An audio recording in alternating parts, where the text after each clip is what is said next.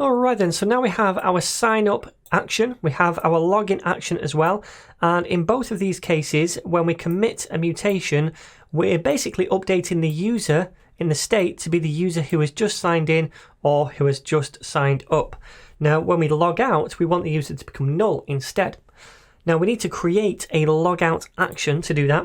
So I'm going to say down here, async logout, and we also take in the context object.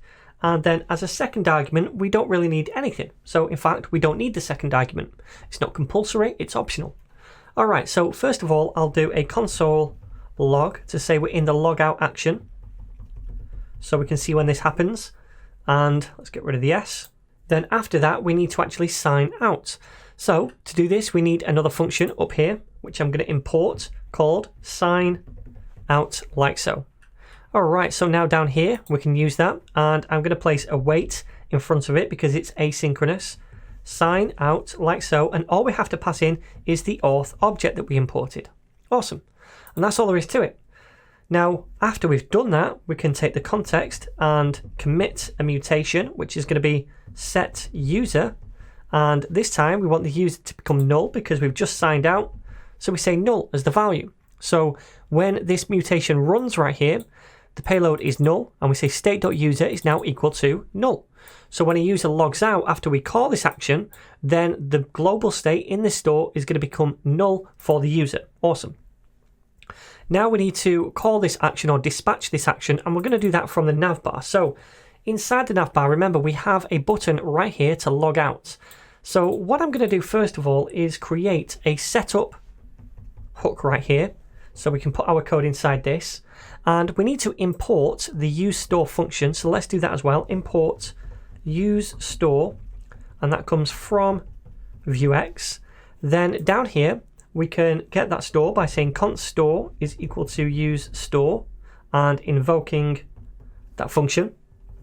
Then I'm going to create another function called handleClick. And this is going to fire when a user clicks on the logout button inside the navbar.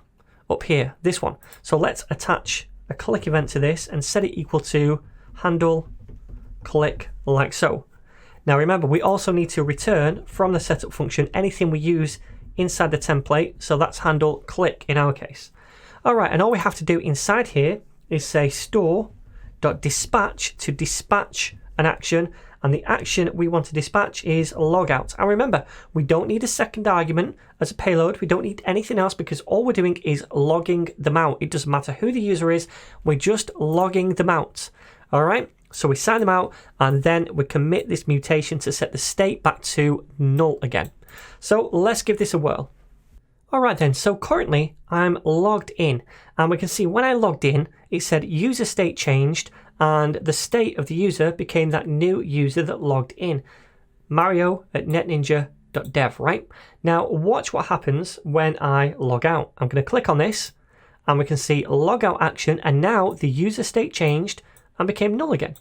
I can log back in. I can say mario@netninja.dev and then test 1 2 3 4 5 and log in. And we see the login action, and then the user state changed to become that new user again, which we can see right here. And then I could log back out again, and the user state changed and became null again. So now our store is keeping track of whether a user is logged in or logged out, and we can access that state now from any component in our application. And that's what we're going to do in the next lesson.